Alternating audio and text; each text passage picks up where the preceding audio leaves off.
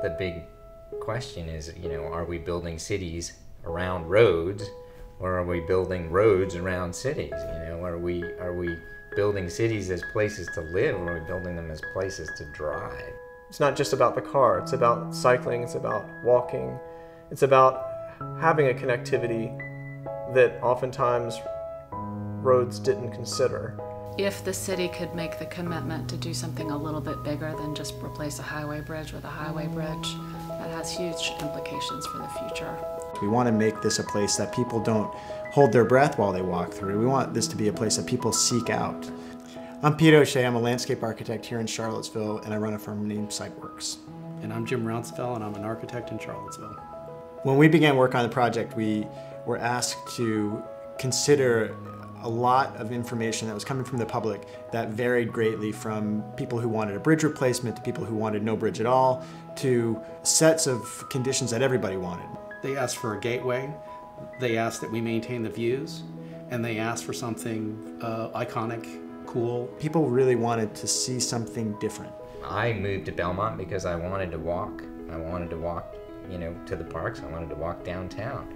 And it's just not a pleasurable experience at all to have to walk over that bridge. Right now I don't like walking across the Belmont Bridge. I avoid it at all costs. Yes, we need to be able to get in and get out and get around, but I don't think a giant bridge in the middle of the city is the right answer for that. I think the Belmont Bridge as it currently stands, I think you feel like a foreigner unless you're in a car. The Belmont Bridge was really built as a bypass to downtown. It wasn't built to increase the economic vitality, the livability of downtown. It was built to get cars away from the downtown. And to replace that with a similar structure continues that logic, rather than rethinking the urbanism that we have now 50 years after that bridge was conceived of. I spent 15 years looking out my window from my office that overlooks the bridge, observing the bridge, and I'm somewhat of an expert on the subject.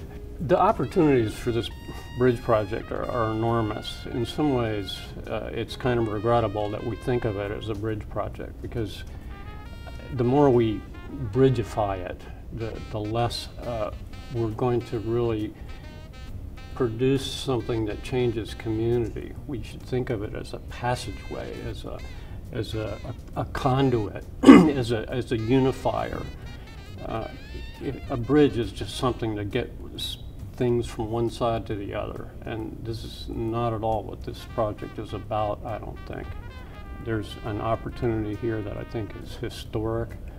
It's an opportunity to unite two really important parts of our community, neighborhoods that were divided on class and economic lines historically.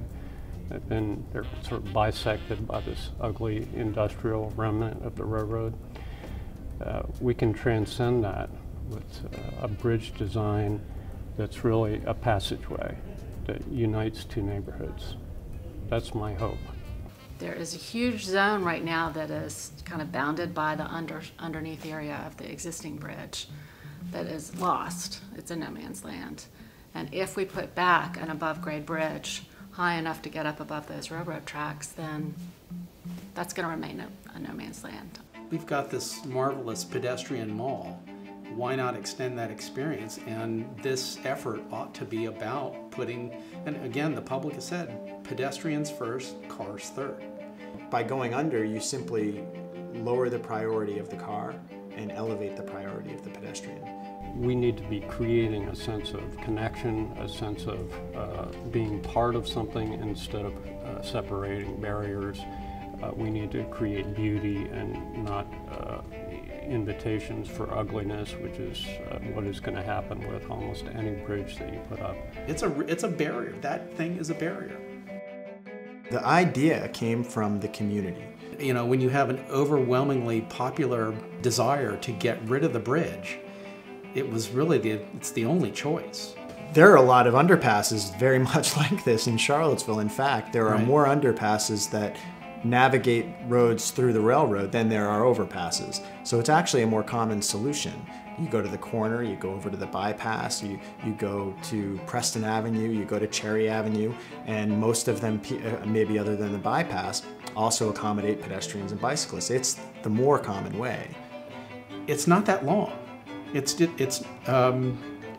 equivalent to the cut on Locust. It's when you're driving through this is nothing. It won't feel bigger. It will feel smaller. I guarantee it. It will feel like downtown is twice as close as it is now. Absolutely. I mean, you want to see where you're going. If you're on the mall, you want to be able to see across and, oh, there's Belmont.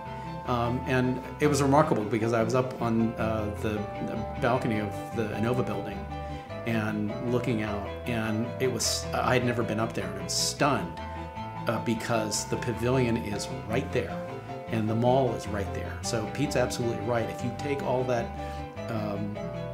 all those barriers and walls away from this space, it's going to pull it closer. It's going to feel like it's more connected.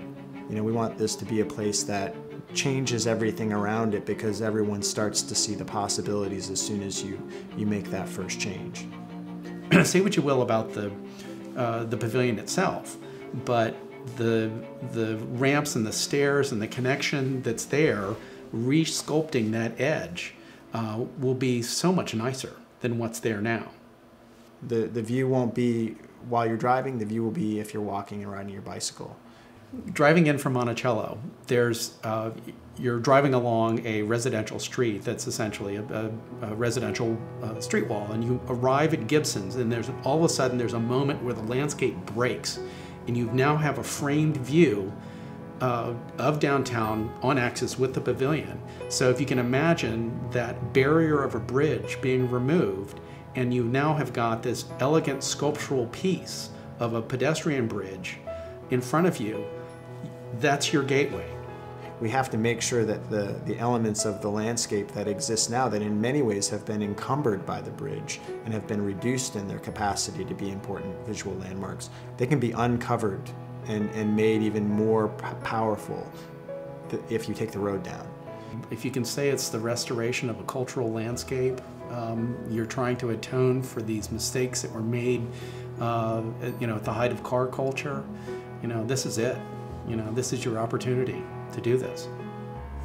One of our inspirations for the pedestrian bridge was actually a pedestrian bridge that was made in Greenville, South Carolina. A very similar pedestrian bridge to what we're proposing. And so they had a river that ran through the center of town that was engulfed by old kind of semi-industrial buildings and commercial buildings, and everyone kind of forgot about the river. And so somebody had the brilliant idea of taking some of those buildings down and opening up views, which is what we're talking about, maintaining views here and framing them appropriately. And they built a pedestrian bridge across the river, and they have beautiful lighting on the pedestrian bridge. It's a very similar kind of pedestrian bridge with a single mast span and an arc.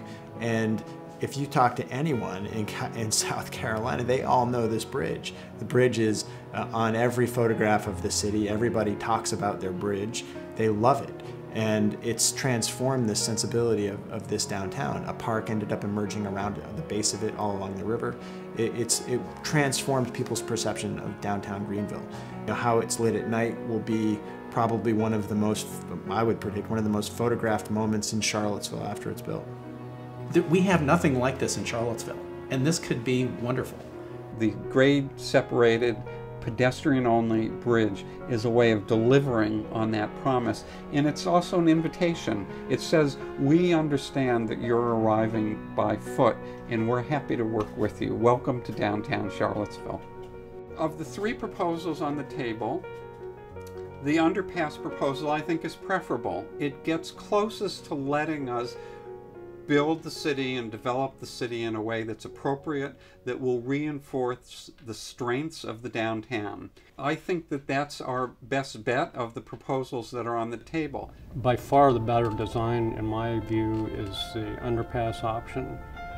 I think it would put the movement of cars out of sight and would reduce the impact of this mass of a bridge that is always going to present a sort of a psychosocial obstacle to people. It's going to speak of separation, and if you put the road under the railroad tracks and put a pedestrian bridge over it, it will have a sense of lightness and ease of passage from one side to the other. So I'm strongly in favor of the route that goes under the tracks for the traffic and over the tracks for people and bicycles and so forth.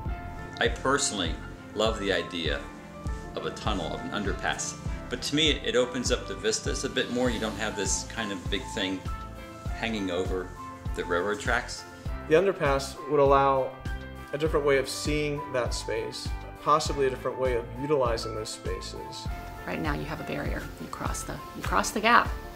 And if we build a big truss, you know, what to me is like an early 20th century trestle kind of a bridge, or any kind of bridge that is going to go up that way for the car, it's not going to be about the pedestrian. You might be okay. If that's the best we can do, that's the best we can do, but boy, that's a lost opportunity. We could plan for more significant tree planting in conjunction with new infrastructure and development than anywhere else in town. It'll be contiguous, it'll connect to the one best street, with street trees being the mall right there. And so, you know, this is an opportunity for creating a model that isn't just a one-off design. It can start to present how you make new development. It'll connect to some of the great work that was done in the SIA planning with the idea of forming community park space around an old stream. That park connects right up to this area. That park shouldn't stop at Garrett Street. That should continue in some form or another into a set of small park spaces here. And it should really see itself as part of a connective matrix of public green spaces. And so if you make the bridge, you really make that much harder. If you make the underpass, you create all of this land that becomes part of that park system by virtue of simply the topographic nature of how you're placing the road. Of course, there's a tendency to think of this in economic terms. If you consider the arc of this, which is probably 100 years, or at least 50, we'll say, and the economic scale of the city and particularly the downtown and Belmont neighborhoods, any of the cost estimates that I've seen for any of the project ideas, the differences are trivial in the greater scheme of things. I think now most economists agree that the cost-benefit analysis isn't really covering everything it should cover. The Federal Highway Administration is now moving towards something called an Asset Sustainability Index, and it specifically intends to bring together construction of roads, construction of bridges, and the maintenance of the whole process. It's certainly true that the repair maintenance costs versus the construction costs could be very different with the proposals I've seen discussed for the Belmont Bridge. The next step is under something called the Government Accounting Standards Board, number 34. It's understood that government accounting should move towards a concept of public equity. So things like roads and bridges are not just assets in themselves, they are valued because of the community that they build. So you should treat it the same way a corporation treats its equity, that it depends on what people get for what they pay for it. So there is a clear future trend, which is going to be including these broader sets of benefits and costs. And if you think of an asset like whatever replaces the Belmont Bridge, it's going to be around for a while. And in that time, we're certainly going to have new accounting standards that are going to be applied to bridges and roads. So the question is whether the city of Charlottesville has the leadership that it had when Main Street was done and the rest of that to say, okay, we're going to try and anticipate where this process is going so we can pay for it, and not just we can pay for it, but the future taxpayers. Will they be able to pay the cost of the maintenance and repair that are going on? So the bottom line to me is, first of all, you can't judge things just on the cost of the construction. If you did, you should still bear in mind as a local government and as a local concern that much of that will be carried by the federal level and the state level. Then the next part is the maintenance and repair costs fall heavily on the local government, so the local government has to figure out how it's going to pay those maintenance and repair costs. It's going to have to pay them not out of gasoline taxes like the construction costs come from, but out of other revenue sources like property taxes. So the best bridge project will be the one that is going to do the most to increase the property values either side of the bridge. In this case, the south side of the bridge, which now is not very prime, will become a much more valuable property if you choose the right solution. If we go ahead and build cities that are beautiful spaces to be, yes, it will cost more in the short term, but it's not going to take very long for people to be raving about what a great idea that was, and how much it will improve the value and desirability of this space to be. When you've been around a while and you see these projects come and you see the beautiful result that they have, it's worth doing. You grit your teeth and deal with it. If I had to answer the question of what placemaking is, it would be that the area that you're developing or you're changing is creating a reason to stay there. And it's creating an opportunity for you to interact with other people in a positive way. You're not just passing through, and you're not just ignoring everybody. It's creating engagement. So I think it's not just about connecting dots with a line, whether that's a pedestrian bridge, an underpass, or a bridge replacement. It's about connecting fabric. It's fantastic that we're looking at redesigning the bridge. It's kind of fortunate in many ways that it's actually needing replacing, because it forces us to do something. This is an historic opportunity for us to unify this part of town in a way that just is, the opportunity will never rise again. They'll look back in 20 years and think, just as we do now about the downtown mall, I'm glad we did it. We need to make Jefferson proud, and this is a chance to do that. There's an opportunity for our community here that will contribute to the social fabric of Charlottesville and the experience of living here in a way that we'll be living with for a long time to come, really, forever.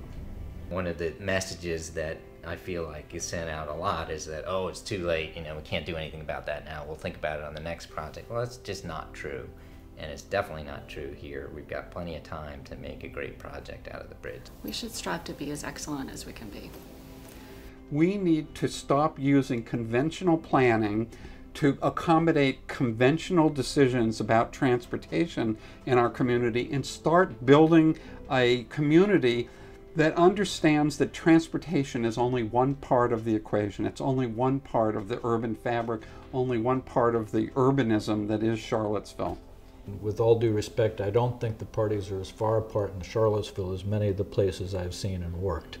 Okay, so I think there is a lot of positive energy, and you have the tradition. You do have the Main Street.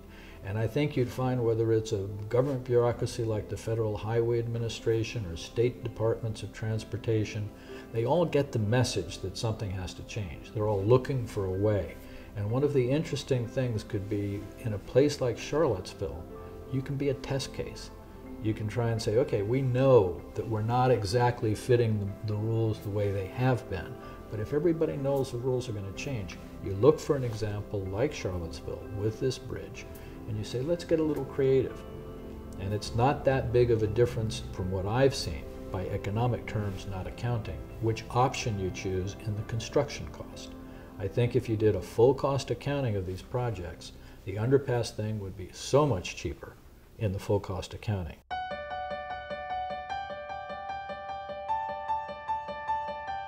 I would like to say that, this has always been about the community, and it's been a community-driven effort. And I would certainly personally like to thank everyone that has supported the effort and has shown up at the meetings and stayed involved. And I would strongly encourage everyone to continue to do that. Let your voices be heard. Talk to your counselors. Let people know, talk to your friends, that this is as an important a decision as it was to close off downtown to cars and turn it over to the pedestrian. This is a big decision, and we need to get this right.